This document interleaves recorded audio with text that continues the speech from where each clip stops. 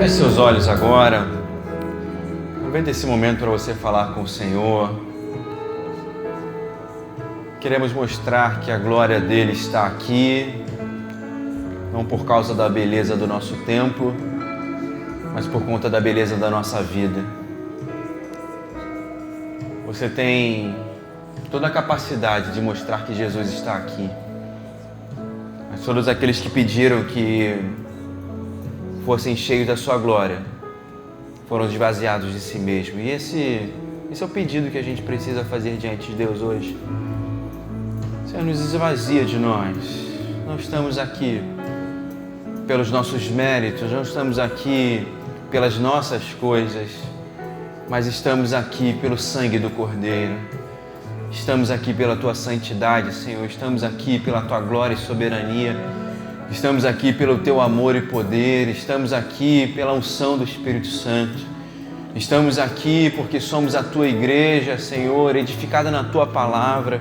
Estamos aqui por conta das Tuas promessas, Jesus. Estamos aqui por conta da Tua vitória, Senhor. Estamos aqui por conta da remissão do Teu sangue. Estamos aqui por causa da vida e da obra de Jesus Cristo. Ó Senhor, nos esvazia de nós mesmos nessa noite. Tu é que és aquele que conhece. Antes que a palavra nos venha à boca, Senhor, Tu conheces exatamente aquilo que necessitamos. Mas Deus, queremos falar, o que necessitamos nessa noite é de Ti. Necessitamos mais de Ti, Senhor. Necessitamos mais da Tua graça. Necessitamos mais do Teu amor, Senhor. Ó Deus, encontra em nós verdadeiros adoradores. Encontra em nós filhos e filhas que Te amam sobre todas as coisas, Senhor. Ó Deus, perdoa, Senhor, os nossos pecados e as nossas falhas. Quebranta o nosso coração, Senhor. Nos mostra se existem na nossa vida caminhos que não são Teus e nos guia, Senhor, pelos caminhos eternos. Não permita, Senhor, que a nossa mente se amolde a esse mundo, Senhor, mas transforma a nossa mente, Senhor. Nos ajuda na nossa fraqueza, Senhor.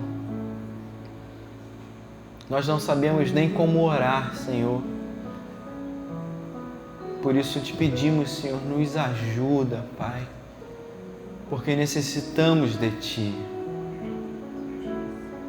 Nessa noite, Deus, muito além de mais um ritual, muito além de mais um culto, queremos entregar as nossas vidas a Ti, Senhor. Queremos quebrantar o nosso coração diante da Tua palavra, Pai. E queremos ouvir a Tua doce e preciosa voz. E queremos Te pedir ainda mais, Senhor. Nos ajuda a obedecer aquilo que ouvirmos. Essa é a nossa oração, no precioso nome de Jesus. Amém? E amém. Os irmãos podem sentar. Eu queria convidar você a abrir a sua Bíblia comigo. No livro de Filipenses, eu quero ler o capítulo 4 com os irmãos. Filipenses capítulo 4. Eu vou ler a partir do verso 10. Filipenses é uma carta curta de Paulo. Obrigado.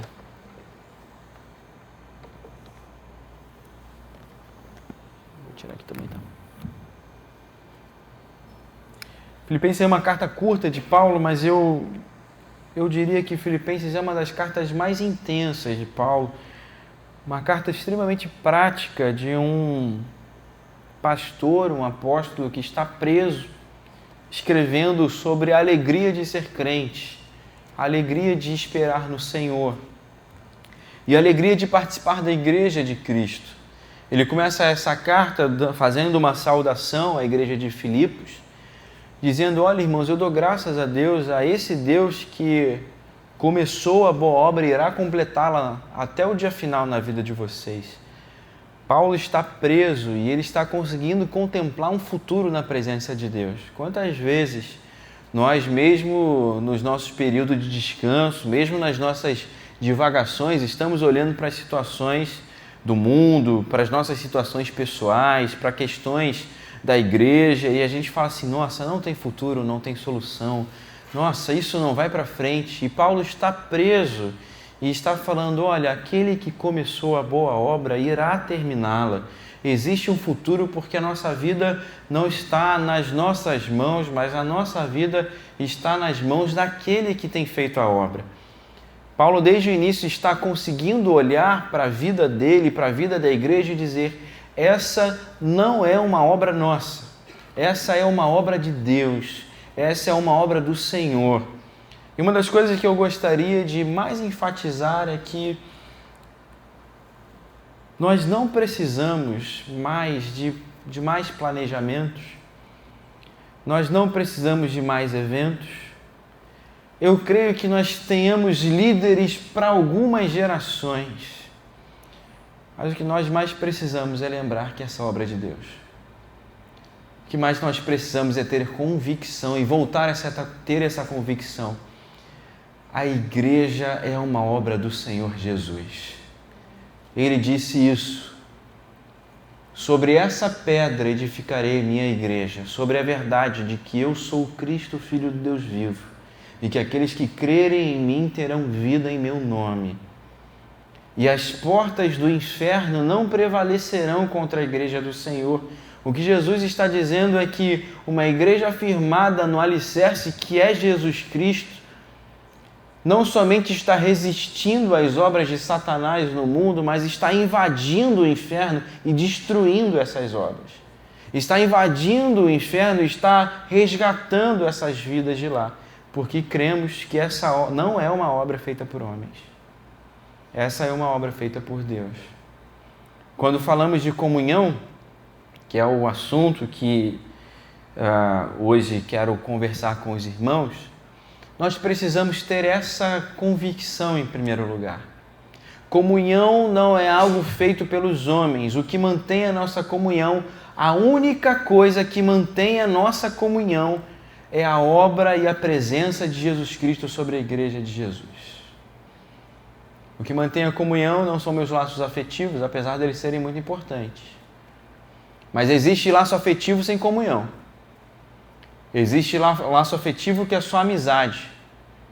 Existe laço afetivo que é só uma troca de carícias, que é só um compartilhamento de uma reciprocidade de temas comuns, mas que não é comunhão, porque não tem Jesus Cristo como pilar. Existe relação eclesiástica ou existe relação familiar que é apenas protocolar. Existe por causa dos cargos, existe por conta dos encontros, existe por conta da rotina, mas está fadado ao fracasso porque não é baseado em Jesus Cristo e não dependente da obra de Jesus. Existe relação que é baseada na habilidade, no talento. Pessoas que são mantidas ali como referência em determinados momentos porque têm aptidão para algo, porque executam bem uma função. Mas quando é a nossa função na igreja que nos mantém nela, isso não é comunhão, porque está baseada na nossa obra e não na obra de Jesus Cristo. Estou citando essas coisas apenas a título de reflexão para perguntar: o que te mantém aqui? O que nos mantém na igreja? O que nos mantém na igreja é a obra de Jesus. O que nos mantém como igreja é a presença de Jesus. E aí faço a recomendação de um livro sobre o tema, Vida e Comunhão, de Dietrich Bonhoeffer, um teólogo que estava pregando contra uma igreja dominante, chamada assim, na época do nazismo, e que denunciava os abusos de poder daquela igreja que estava, de alguma forma, apoiando o sistema nazifascista. Mas muito além disso, ele está muito mais preocupado, como assim acho que Lutero estava, em vivermos uma verdadeira comunhão. Em termos uma comunhão baseada na obra de Jesus e não somente em laços humanos, laços políticos, laços afetivos, mas uma comunhão pautada naquilo que Jesus Cristo fez. Esse livro me edificou muito, eu li como uma das inspirações para essa mensagem e faço a recomendação para os irmãos, porque certamente irá os confrontar e abençoar bastante. Vida e Comunhão, de Dietrich Bonhoeffer. Mas esse texto de Filipenses, capítulo 4, verso 10, ele me chama a atenção no contexto dessa carta. Porque Paulo começa esse texto dizendo exatamente isso. Olha, essa é uma obra de Jesus Cristo. E por ser uma obra de Jesus Cristo, ele vai dizer no capítulo 2, olha, tenham o mesmo sentimento que houve em Jesus Cristo, que se esvaziou a si mesmo e tomando a forma de homem, veio a esse mundo e nos serviu na pobreza e na miséria que é a humanidade. Ou seja, para que haja uma obra de Cristo, para que a gente reconheça a obra de Cristo, eu preciso ter esse mesmo sentimento dele, que é participar da obra dele, não somente reverenciando aquilo que ele fez, mas tendo em mim a satisfação de pensar como ele pensava, que é nas minhas relações eclesiásticas, o grande paradigma é o esvaziamento. Como eu mantenho a comunhão? Me esvaziando de mim. Porque senão a cada tropeço do irmão é um escândalo. Porque senão a cada decepção relacional que temos, a cada líder que às vezes toma decisões que a gente não considera as melhores, a gente vai ficando pelo caminho. E tem muita gente ficando pelo caminho. Não sei se vocês viram, mas no último censo do IBGE, não o número total, mas a expressão percentual daqueles que hoje se denominam sem religião foi um crescimento maior do que o crescimento de número de evangélicos. Ou seja, o número de evangélicos subiu, mas o número de sem religiões subiu mais proporcionalmente. Porque cada vez mais existem pessoas decepcionadas com a igreja. Por isso que eu estou tentando passar isso de uma forma muito clara. O que mantém a nossa comunhão é a obra de Jesus Cristo. O que mantém a nossa comunhão é termos o mesmo sentimento que ele teve. De que para poder se relacionar comigo, ele precisou se esvaziar de sua glória. Jesus não conseguiria se relacionar com um cara pobre como eu, pecador como eu, se não se esvaziasse da sua glória. E a minha segunda pergunta hoje é: com quem você não consegue se relacionar? Porque se Jesus, que é o Rei da Glória, consegue se relacionar comigo, ele vai me colocando numa posição, ele me dá um checkmate de que eu preciso aprender a me relacionar com outros tipos de pessoa. E é por isso que Paulo continua a sua carta e chega aqui no capítulo 4, e ele começa o capítulo 4 falando sobre um problema relacional. E ele diz ali no verso 2, suplico a Evódia e a Sintique que entrem em acordo no Senhor. E peço também a ti, meu verdadeiro companheiro, que as ajude, pois trabalharam comigo no Evangelho junto com Clemente e com meus outros cooperadores cujos nomes estão no livro da vida. Agora veja o que Paulo está falando. Eu gosto muito, Paulo tem uma forma muito satisfatória de escrever, em que ele é muito teórico no início das suas cartas, mas ele sempre puxa uma aplicação muito prática. Ele faz isso na carta à igreja de Éfeso, quando nos 3 primeiros capítulos ele faz uma teoria difícil de entender sobre a igreja, mas no final ele fala assim, a coisa é mais simples, no capítulo 4. Quem roubava não roube mais, quem mentia não minta mais. Né? Você precisa ser um marido que ama a sua esposa como Cristo ama a igreja, e você precisa ser uma esposa que está nessa mesma missão de se amarem como Cristo ama a igreja. Pais não aborreçam seus filhos, filhos obedeçam seus pais. O resumo de toda a teoria até o capítulo 3, Paulo dá um panorama muito claro. E aqui ele está falando isso. Olha, que bom é falar que Cristo vai completar a boa obra, não é? Que bom é falar que aquele que se esvaziou depois teve um nome exaltado sobre todo nome, né? É bom falar isso, mas agora, minhas irmãs, queridas, sabe o que tem a ver com isso? Essa briga de vocês tem a ver com isso. Essa dificuldade de vocês dois tem a ver exatamente com isso, com essa capacidade de esvaziamento. E algo muito bonito que Paulo fala, e tem a ver com essa obra de Cristo, é que no meio da briga de duas pessoas, Paulo fala assim, olha, eu rogo aí ao meu ajudador e a Clemente que as ajude. Sabe por quê? Porque a igreja, na verdade, ela não é esse grupo de pessoas que vai botando lenha na fogueira para ver a coisa pegar fogo. A igreja é exatamente esse corpo de pessoas muito prontas a apagar os incêndios, a acalmar os corações e reaproximar as vidas. A comunhão, ela começa a acontecer exatamente no ponto em que, naturalmente, nos relacionamentos, e relacionamentos naturais e verdadeiros têm problema. Eu sempre falo aí para os casais e namorados que estão se conhecendo, que falam para mim, nossa, eu nunca briguei, então você não está se relacionando. Você está numa vida superficial, vocês não estão se conhecendo. Porque para se conhecer tem que brigar, tem que ter discordância, tem que saber o ponto de discordância, tem que saber uma opinião contrária e tem que enfrentar essa opinião contrária. Mas a igreja é esse grupo de pessoas que no meio das discordâncias tem essa capacidade, olha, não haja dessa forma não, existem outros lados, existem outros pensamentos. Ao passo que até mesmo, e como o próprio Paulo faz com João Marcos em algum momento, algo que também falam com muita tranquilidade, que tem pessoas que para a gente amar, elas têm que caminhar um pouco mais distante da gente.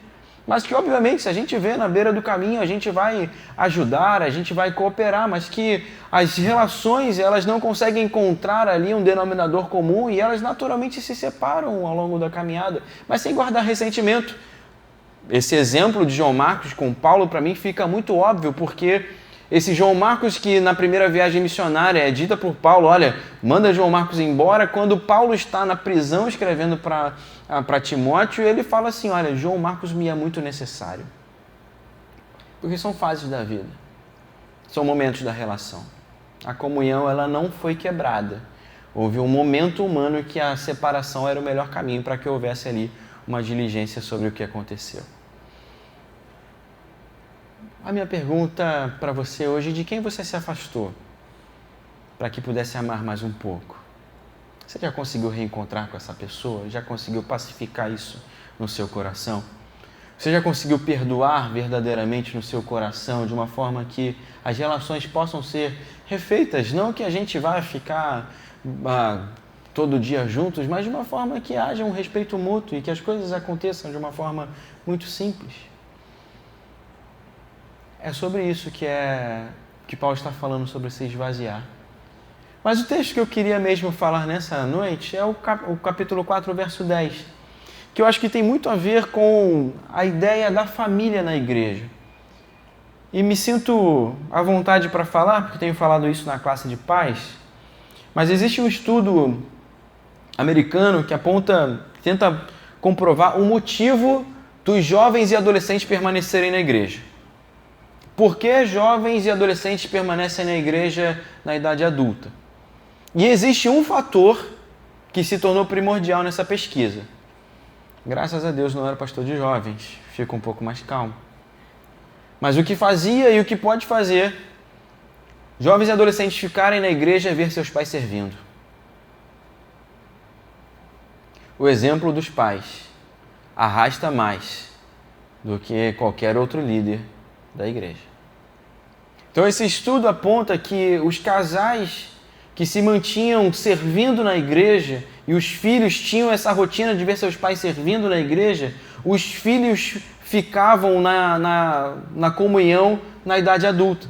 Em detrimento daqueles que iam à igreja, só levavam seus filhos e queriam que os filhos ficassem ali, mas não se mantinham ali no serviço, a tendência é que os filhos chegassem na média de 18 a 20 anos e os filhos fossem embora. Esse é um alerta para aquilo que Paulo está falando aqui no capítulo 4, verso 10. E ele fala uma coisa muito simples. Alegro-me muito no Senhor por terdes finalmente renovado o vosso interesse para comigo, do qual, na verdade, estáveis lembrados, mas vos faltava oportunidade. Não digo isso por causa de alguma necessidade, pois já aprendi a estar satisfeito em todas as circunstâncias em que me encontro. Sei passar necessidade e sei também ter muito. Tenho experiência diante de qualquer circunstância e em todas as coisas, tanto na fartura como na fome. Tendo muito ou enfrentando escassez. Posso todas as coisas naquele que me fortalece. Veja bem, Paulo começa esse texto lembrando que foi cuidado por irmãos. E a sua conclusão final é a capacidade que Deus dá a ele de enfrentar qualquer circunstância. Porque, em primeiro lugar, a comunhão tem esse poder de fazer com que pessoas desenvolvam a confiança no Senhor. A comunhão verdadeira tem esse poder de que no final a gente sabe que a obra que é reverenciada não é o nome da igreja, o nome do pastor, o nome do líder, mas olha, Deus sempre se faz presente em qualquer circunstância. Quando Paulo se vê sendo cuidado pelos irmãos, o que ele sente no final, o que ele conclui no final é que Deus é com ele. Porque a comunhão não tem um poder somente de me fazer bem, mas através da minha comunhão, às vezes da minha ajuda simples, da minha presença simples na vida de alguém, eu tenho a capacidade de, naquele encontro, fazer com que a pessoa saia dali crendo, olha, Deus é comigo, Deus não me esqueceu. Quantas pessoas não estão numa cama de hospital e não recebem visita nem da família, mas recebem a visita de um irmão da igreja, de uma irmã da igreja, e saem desse encontro falando assim, olha, eu estou aqui no hospital, mas Deus não me esqueceu. Deus está sempre se lembrando e cuidando de mim, simplesmente porque eu peguei o meu carro ou minha condução e fui ao hospital. A comunhão tem esse poder em primeiro lugar. A comunhão tem o poder não somente de produzir essa afetividade que é tão boa das amizades, mas essa capacidade das pessoas crerem em Deus. E esse é um desafio que eu queria fazer para nós que estamos aqui, para você que está aí acompanhando de casa. A comunhão, ela não é vivida em essência nas afetividades, nas festas, nos eventos. A comunhão, às vezes, é vivenciada por uma pessoa que está só e recebe um abraço, recebe um aperto de mão, recebe uma visita que não receberia caso alguém da igreja não se manifestasse assim. Por vezes a gente quer celebrar a comunhão dos santos no culto, no domingo, e a gente fica falando, nossa, está faltando vida, está faltando, e a gente acha que é, de alguma forma, tornando o culto mais animado, ou entretendo mais as pessoas, e não é. Tem muito a ver com o primeiro verso. A palavra que Paulo usa aqui, ela é essencial para nós mudarmos a nossa perspectiva sobre comunhão. Eu me alegro muito no Senhor, porque vocês renovaram o interesse por mim. Olha que legal.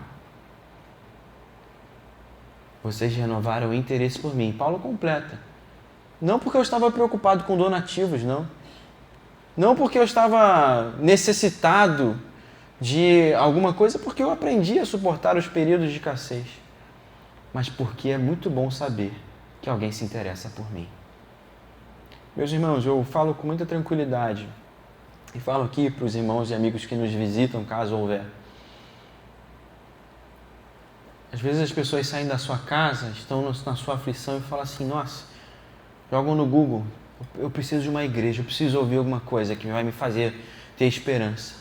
E ela senta naquele banco ali, ela senta naquele banco ali. E às vezes ela não está esperando a palavra de um pastor, às vezes ela está esperando um abraço. Às vezes ela só está esperando que alguém pergunte o nome dela. Por isso eu falo que os principais pastores de um domingo são as nossas irmãs e irmãos da recepção. Que têm essa capacidade, essa possibilidade de abraçar as pessoas, de pegar os seus dados, de mandar uma mensagem durante a semana. Porque mostram esse interesse. Porque, na verdade, quando nós falamos sobre o amor de Deus, o que Jesus nos revela é que Deus se interessou tanto por nós, que enviou o seu Filho. O desafio que eu faço para você, meu amado irmão, eu não quero me alongar nessa palavra porque eu queria mais orar por isso hoje. Não sei como você está em relação à igreja. Não sei como você está em relação ao seu cargo, ao que você faz. Não sei como você está em relação ao culto. Não sei como você está em relação à liderança, mas eu faço um desafio para você. Venha no domingo. Não se assenta no seu banco. Fica ali embaixo. Veja alguém que você nunca viu e pergunta, você está visitando a nossa igreja? Você já é daqui? Você faz parte de algum grupo, de alguma classe de EBD? Pega o contato dessa pessoa e se propõe a acompanhá-la durante a semana. Você vai ver que seu coração vai se aquecer porque você vai viver comunhão. Não uma comunhão estética que é um produto que você consome. Não uma comunhão que é forjada pelas pessoas que estão fazendo o culto acontecer, mas uma comunhão que você tem em Cristo Jesus. Eu gostaria muito que nós nos sentíssemos incomodados com isso. Que a gente se incomode mais com as pessoas que estão entrando aqui, com as suas necessidades, e que a gente renove o interesse por elas. Essa é a palavra que eu queria trazer. Quantos Paulos não estão aqui precisando que nós renovemos o interesse por eles? Quantas mulheres não estão aqui precisando que o nosso interesse por elas seja renovado? Se não, sabe por quê? Vir à igreja vira um hábito egoísta. Que eu venho para a igreja para receber algo de Deus. E eu saio daqui frustrado porque parece que eu não recebi nada. Ou eu saio daqui frustrado porque parece que só eu recebi, eu não consegui dar nada para ninguém. Então eu queria te fazer um convite, reforçar esse convite para você. Nós estamos aqui, meus irmãos, porque essa obra é de Jesus. E Ele disse que Ele nos capacitou e Ele derramou o Seu Espírito, não para que houvessem somente benefícios para nós, mas para que nós fôssemos um benefício para os outros. Ele derramou o Seu Espírito e nos deu poder, e o dínamo de Deus se manifesta para sermos as Suas testemunhas, não para sermos os Seus observadores. Nós somos testemunhas porque já observamos o amor dEle. Se nós estamos ainda tentando observar o amor de Deus, é porque talvez nós não tenhamos nos apropriado desse amor. Você está sendo chamado hoje por Deus a viver em comunhão. Não uma comunhão que depende dos afetos do outro, mas a comunhão que depende da obra de Jesus. Não a comunhão que é forjada pelos relacionamentos que nos proporcionam benefícios, mas a comunhão que sabe que eu tenho parte na obra de Jesus, porque eu já me esvaziei de mim mesmo. Não a comunhão que é mantida só num ciclo vicioso da religião, mas uma comunhão que renova o interesse pelas pessoas. Você quer viver comunhão? Quer viver uma igreja viva e eficaz? Renove seu interesse pelas pessoas. Renove seu interesse por aqueles que estão chegando. Renove seu interesse pelas pessoas que estão à beira do caminho. Renove seu interesse pela dor das pessoas, porque aí o nosso coração, de alguma forma, é realinhado com a obra de Jesus. E nós passamos a ver a sua glória manifestando na nossa vida e através da nossa vida. E é por isso que eu queria orar nessa noite, de uma forma muito simples. Eu queria começar aqui, a gente queria começar orando individualmente. Queria que você fechasse seus olhos nesse momento e queria que você colocasse a sua vida diante de Deus. Eu não sei se você anda falando e reproduzindo o discurso do cansaço. Estou cansado de trabalhar, estou cansado. Eu queria que nessa noite houvesse uma renovação. Eu queria que a gente pedisse, Senhor, renova o meu interesse pelas pessoas. Renova simplesmente o meu interesse pelas pessoas, não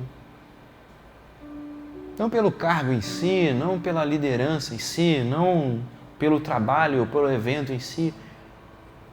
Mas nessa noite, Senhor, renova o meu interesse pelas pessoas. Me ajuda a me esvaziar das dores que sofri. Me ajuda a me despir dos meus motivos, das minhas leituras. Me ajuda a crer que essa obra é Tua. Me ajuda a crer, Senhor, que Tu estás nessa obra, estás completando essa obra até o dia final. E eu quero ser parte disso. Eu quero que a partir do encontro comigo, a partir da relação comigo, as pessoas possam sair crendo. Eu posso todas as coisas em Jesus que me fortalece. Eu quero que a minha vida, Senhor, seja essa luz que dissipa as trevas. Eu quero que a minha vida seja esse Teu alívio para a vida de outras pessoas. Eu quero que nas minhas simples palavras ou num simples abraço eu possa manifestar o Teu amor, a Tua paz, a Tua alegria, a Tua bondade.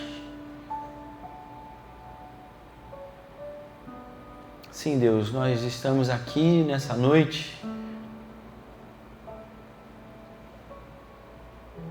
pedindo ajuda, Senhor, pelas nossas limitações, pedindo para que Tua palavra possa renovar o nosso coração. Sua palavra possa renovar líderes nessa noite, possa renovar cada irmão, cada irmã que está aqui vivendo uma situação de dedicação, de doação, que de alguma forma se sente cansado, Senhor.